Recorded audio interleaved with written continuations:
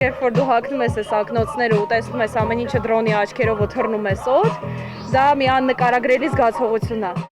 Այս դրոնը Էրիկայի համար պարզապես տեխնիկա չէ։ 20-ամյա մասնակիցը գրեթե 5 տարի է ինչ ուսումնասիրում է անօդաչու տեխնոլոգիաների ոլորտը։ Ասում է, այստեղ հաջողելու համար առաջին հերթին պետք է սիրել այն, ինչ անում ես։ Էրիկայի դեպքում սիրո փոքրիկ դրսևորումներից մեկն էլ դրոնին անուն տալն է։ Վիզուբիկ եմ անունը դրել, գունային գամմայի տեսանկյունից էլ, եւ թե ինքը պետք է արագ թռնի եւ այլն։ Փոքր ժամանակվանից ես հիացած եմ եղել մի հատ մուլտֆիլմով եւ այդտեղի ամենասիրածս կերպարի անունը որոշել եմ իրեն տալ։ Այսօր Էրիկան եւ ավելի քան 40 մասնակիցներ յուրաքանչյուրը իր փորձով ու հաղթելու իր ակնկալիքով պայքարում են Երևանի քաղաքապետի գավաթի համար FPV դրոնների արագընթաց մրցաշարում։ Մինչ մրցուղի դուրս գալը նրանք նախապատրաստվում են կարգավորելով իրենց դրոնները ստուգելով տեխնիկան։ Ածն պատրաստվում է հիմնականում մեր սեփական ձեռքերով, որովհետև երբ որ դու հավաքում ես ձեռքով, մեջը հոգի ես դնում։ Զոդումից սկսած, ավարտած թեկուզ այս 3D-ները մշակելով եւ սարքելով, ամեն ինչին պետքա տիրապետել, էլի։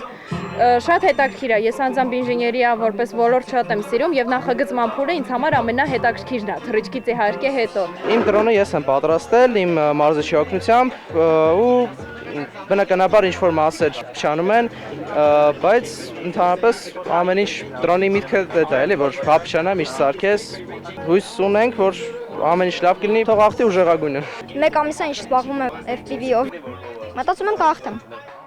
Մրցաշարն անցկացվում է Երևանի քաղաքապետարանի պաշտոնական հովանու ներքո եւ Multi-GP համաշխարհային լիգայի կանոնակարգով։ Այստեղ նպատակը միայն հաղթողին որոշելը չէ։ Կազմակերպիչների համար սա նաեւ հնարավորություն է անօդաչու տեխնոլոգիաների ոլորտը ներկայացնելու որպես ժամանակակից եւ հեռանկարային մասնագիտություն։ Ամեն ինչ որ մենք անում ենք, դա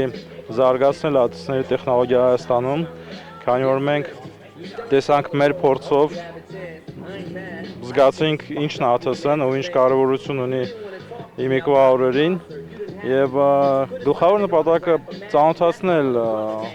մեր հայրենակիցներին դա ինչի համար է, ինչի արմակ կիրառվի եւ շահագործվի։ Մրցուղում տարբեր մակարդակների օդաչուներ են սկսնակներից մինչև փորձառու մասնագետներ։ Սակայն Գրիգոր Իսրայելյանի խոսքով նման միջոցառումները բացի մրցակցությունից նաև նոր կապեր ու համագործակցության հնարավորություն են ստեղծում։ Կոնկուրենցիա կա,